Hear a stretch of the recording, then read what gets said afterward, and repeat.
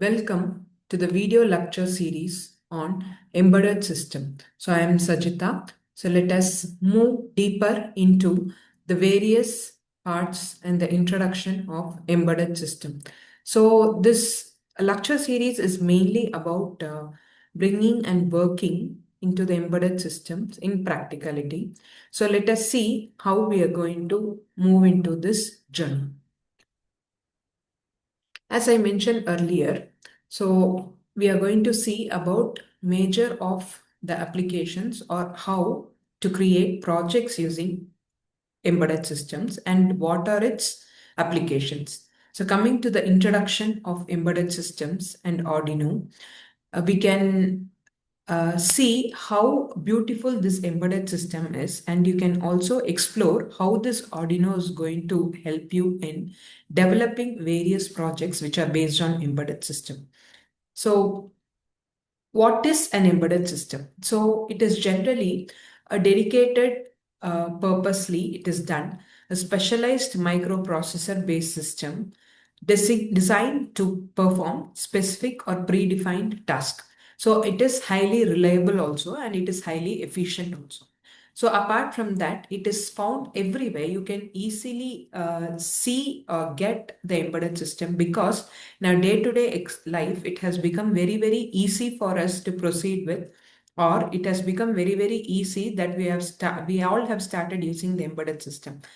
The laptops or the smart TV or the smart watch or projectors, whatever it is, the n number of devices which we see across in our day-to-day life, like washing machines, AC, etc. All those things are available in our day-to-day life, and you can easily find it everywhere. So it is present everywhere and it can be used in a very easier manner. And coming to the real-time operation, it operates in real-time environment, often invisible to users, but it is completely absolutely critical to the device functionality, and it is safety. So it is very, very, very safe to use this device. So it is also available everywhere. So what all could be the core components of an embedded system? So an embedded system generally consists of a microcontroller, sensors, and the actuators, and also the embedded softwares. So all these put together completely can be called as the processors.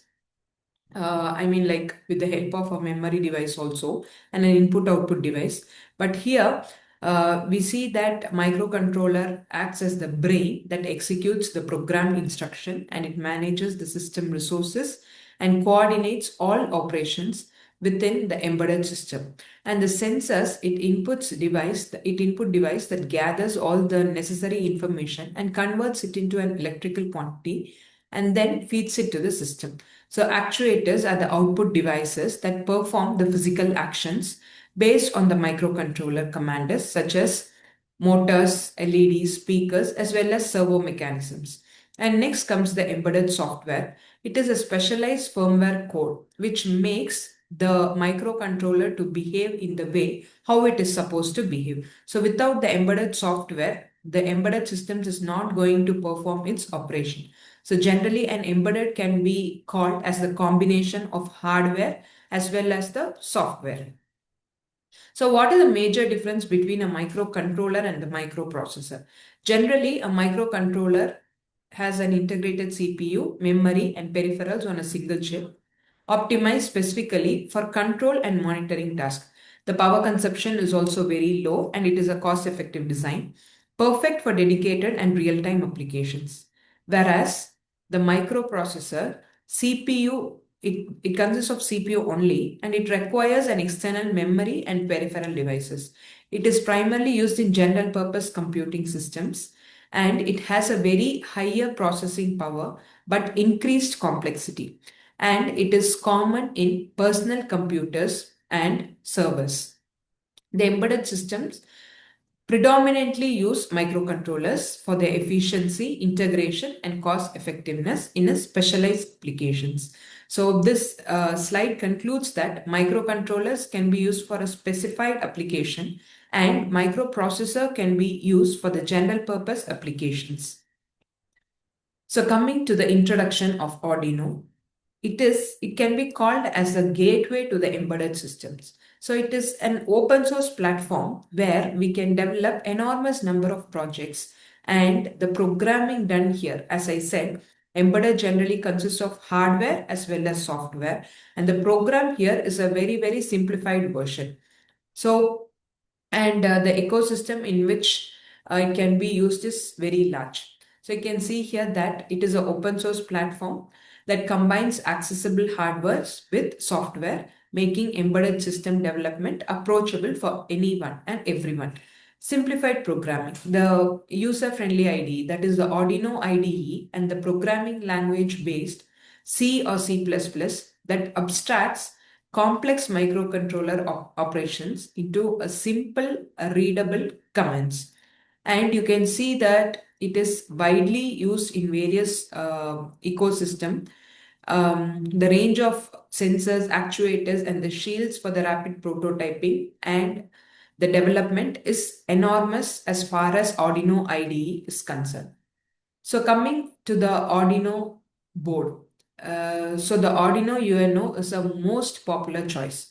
So though Arduino board can be called as a generalized term, there are a number of Arduino boards, that is like Arduino UNO, Arduino Nano, etc.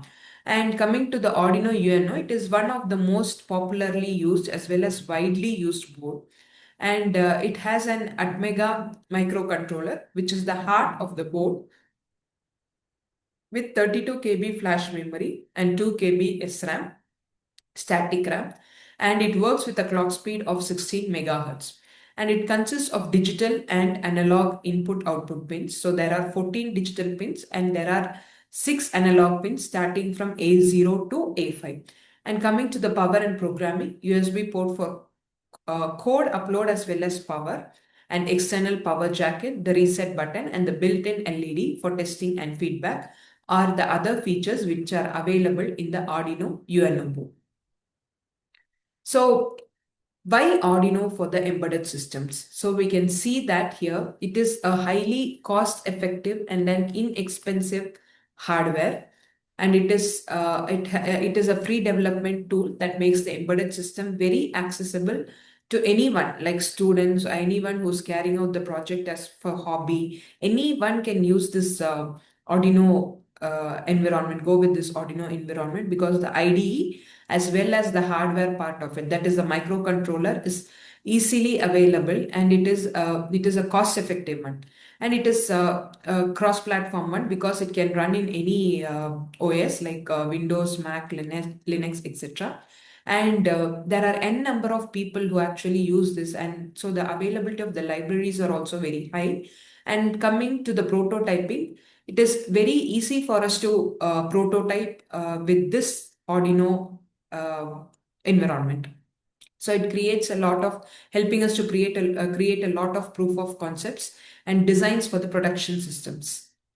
So Arduino in action, you can see that there are n number of real world applications like home automations, robotics, environmental monitoring, and Internet of Things. And there are much more applications which can be easily implemented using this Arduino IDE. And how will we get started with the Arduino program? So you just will just see how it is going to be implemented in the forthcoming lecture series. So thank you.